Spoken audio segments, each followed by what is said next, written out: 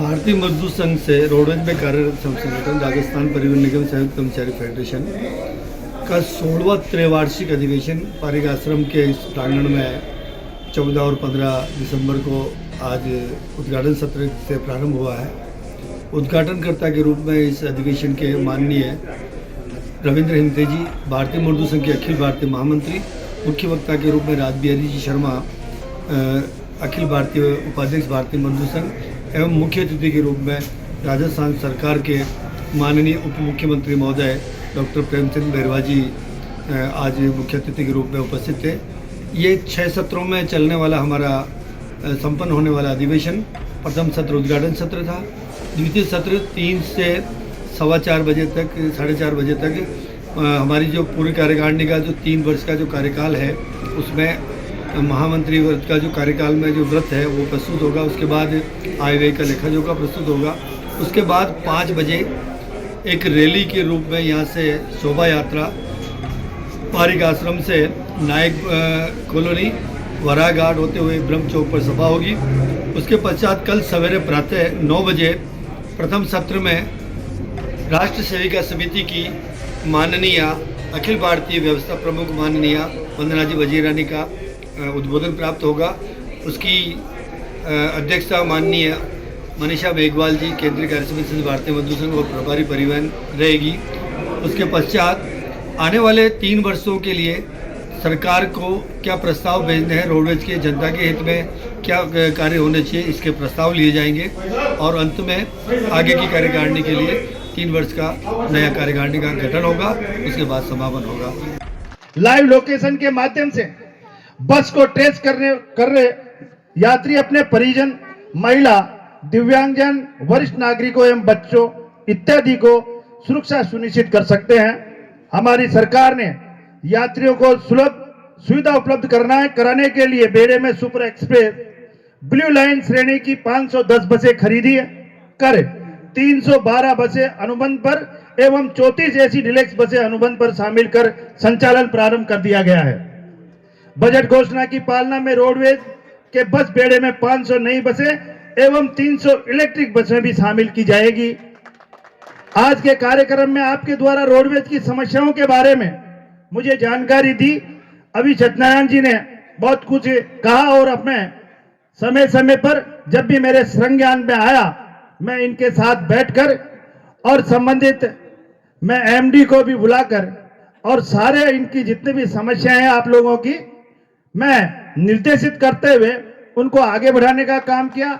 जिस तरह से महिलाओं के बारे में बताया वो भी मैं वित्त विभाग में इसको भेजा हुआ है। निश्चित रूप से इन सारी आपकी मांगों पर जहां तक हो सका जल्दी से जल्दी मैं इनको सोल्व कराने का काम करूंगा। आज के कार्यक्रम में आज राजस्थान रोडवेज में 500 परिचालकों की भर्ती के लिए राजस्थान कर्मचारी आयोग द्वारा विज्ञप्ति जारी कर दी गई है और अगले अभी आने वाला बजट है उसमें और कर दी जाएगी। मैं अभी भी ये भी 500 मैं वित्त विभाग के सचिव से मिलकर मैंने कहा ये कम से कम इतनी तो निकालो, लेकिन आने वाले मार्च से पहले बजट में और भी कर्मचारियों की भर्ती सुनिश्चित की जाएगी। रोडवेज के कर्मचारियों का आज ये अधिवेशन है और मैं मानता हूं कि एक यूनिटी, एक साथ मिलकर एक समरसता का परिचय देते हुए और रोडवेज डिपार्टमेंट में किस तरह से काम, इसकी चर्चा भी आपस में होती है और इन्होंने मुझे भी कहा और मैं यहाँ इनके बीच में आया क्योंकि ये हमारे परिवार के सदस्य हैं। जहाँ भी बुलाते हैं मैं उनके बीच में जाऊंगा और इनकी जो मांगे थी उनके मांगों में भी मेरा प्रमुख कर्तव्य है और हमारी भारतीय जनता पार्टी की सरकार और माननीय भजनलाल जी की सरकार हमेशा रोडवेज के क्या हर राजस्थान के हर कर्मचारी अधिकारी के लिए हम काम करना ये हमारी सरकार प्रतिबद्ध है। इसलिए आज इसमें कई बातें हुई और इन कर्मचारियों की कुछ मांगे थी और मांगों को भी मैं जहां तक हो जल्दी से जल्दी इनका निपटारा करने की कोशिश कर रहा हूं।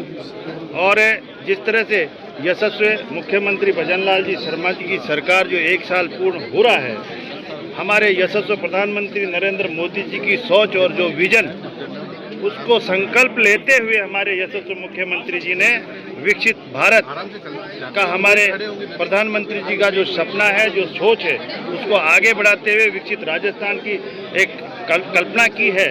और उस कल्पना के साथ साथ उन्होंने जिस तरह से राजस्थान में बजट दिया और उस बजट को धरातल पे उतारा है, और इतना ही नहीं कि हमारे युवाओं के लिए, हमारे किसानों के लिए जो ये सरकार काम कर रही है, जो पिछली सरकार ने धोखा दिया उनको, उनके लिए रोजगार उपलब्ध कराने के लिए सरकारी वैकेंसीज खोली। और राइजिंग राजस्थान जो इतना बड़ा मीट जो समिट हुआ है, वो भी हमारे युवाओं के रोजगार के लिए, राजस्थान की सुविधाएं, राजस्थान के विकास के लिए एक बहुत बड़ा काम इस राजस्थान के लिए होगा। मैं मानता हूं कि उसके लिए भी हमारे यशस्वी मुख्यमंत्री जी ने जिस तरह से डिपार्टमेंट अलग से उन उद्योग लगाने वाले इन्वेस्टरों के लिए बनाया और उसमें उनकी कठिनाइयों को दूर करते हुए या उद्योग धंधे स्थापित होंगे, तो हमारा राजस्थान एक विकसित राजस्थान की श्रेणी में है। इस लक्ष्य को लेकर रात दिन हर क्षेत्र और हर कौम के प्रति हमारी सरकार प्रतिबद्ध है, और हम सब मिलकर इस राजस्थान को विकसित राजस्थान बनाने के लिए हम सबका सहयोग और सबका साथ, सबका विश्वास। भारतीय मजदूर संघ से रोडवेज में कार्यरत संगठन राजस्थान परिवहन निगम संयुक्त कर्मचारी फेडरेशन का 16वां त्रैवार्षिक अधिवेशन पारिक आश्रम के इस प्रांगण में 14 और 15 दिसंबर को आज उद्घाटन सत्र से प्रारंभ हुआ है। उद्घाटनकर्ता के रूप में इस अधिवेशन के माननीय रविंद्र हिमते जी, भारतीय मजदूर संघ के अखिल भारतीय महामंत्री, मुख्य वक्ता के रूप में राजबिहारी जी शर्मा, अखिल भारतीय उपाध्यक्ष भारतीय मजदूर संघ, एवं मुख्य अतिथि के रूप में राजस्थान सरकार के माननीय उप मुख्यमंत्री महोदय डॉक्टर प्रेमचंद बैरवा जी आज मुख्य अतिथि के रूप में उपस्थित थे। ये 6 सत्रों में चलने वाला हमारा संपन्न होने वाला अधिवेशन, प्रथम सत्र उद्घाटन सत्र था।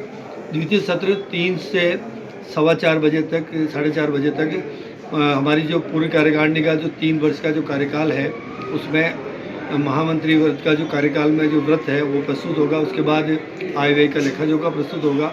उसके बाद 5 बजे एक रैली के रूप में यहाँ से शोभा यात्रा पारिक आश्रम से नायक कॉलोनी वरा घाट होते हुए ब्रह्म चौक पर सभा होगी। उसके पश्चात कल सवेरे प्रातः 9 बजे प्रथम सत्र में राष्ट्र सेविका समिति की माननीय अखिल भारतीय व्यवस्था प्रमुख माननीय वंदना जी वजीरानी का उद्बोधन प्राप्त होगा। उसकी अध्यक्षता माननीय मनीषा मेघवाल जी, केंद्रीय कार्य समिति भारतीय मजदूर संघ और प्रभारी परिवहन रहेगी। उसके पश्चात आने वाले 3 वर्षों के लिए सरकार को क्या प्रस्ताव भेजने हैं, रोडवेज के जनता के हित में क्या कार्य होने चाहिए, इसके प्रस्ताव लिए जाएंगे। और अंत में आगे की कार्यकारिणी के लिए 3 वर्ष का नया कार्यकारिणी का गठन होगा।